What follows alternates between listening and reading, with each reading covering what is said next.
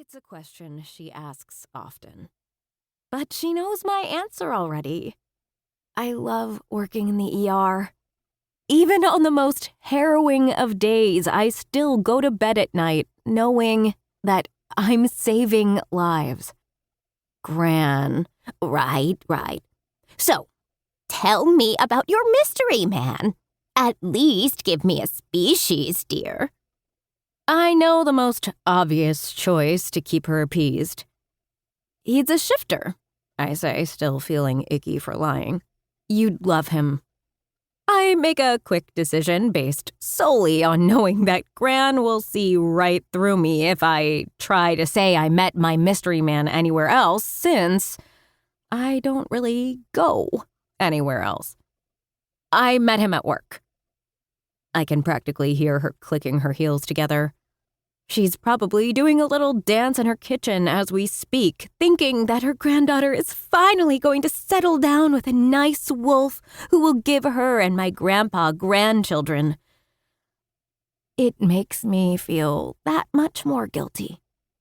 Thinking about the model trains date strengthens my resolve, though. I have to meet him. When can I meet him? You could bring him to dinner. You haven't been to visit in too long, honey. It would be so nice to see you and your new friend. No, I say quickly. I told you, it's new. We're taking things slow. I don't want to jinx it, you know? It could make things awkward at work. At least give me a name, will you? I panic, unable to think of a single name.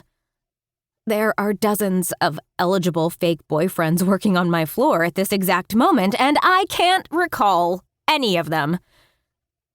Is this punishment for lying to Gran? Is the universe cursing me for being a bad granddaughter?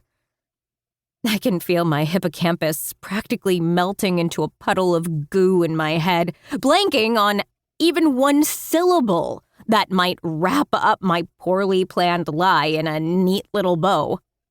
Oh, well, I can feel my mouth going dry as I scramble for something.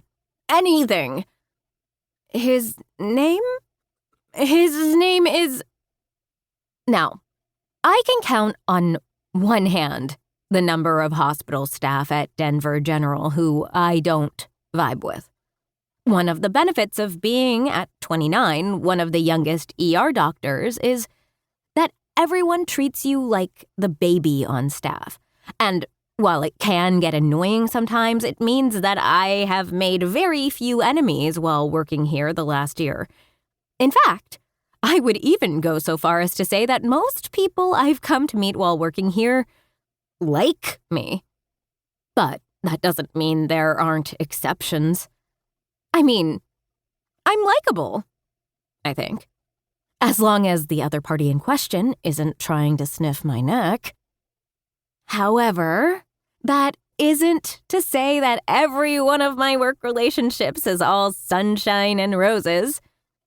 And, of course, it's with this thought that the break room door opens, revealing thick, midnight hair that nearly scrapes across the top of the doorframe, attached to the massive frame of one of the few physicians who fall into the don't vibe with category. His permanent frown, set in a wide pink mouth, turns my way, settled below piercing blue eyes that regard me in the same way they always have in the time I've known him.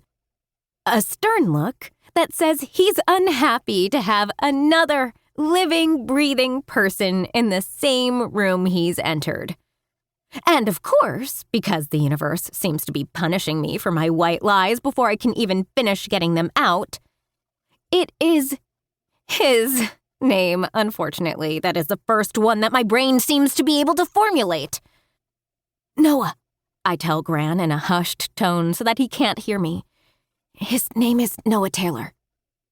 Gran is gushing, her voice fading as I watch the surliest shifter I've ever met give me his back to crowd the coffee pot, gears of the worst kind turning in my head.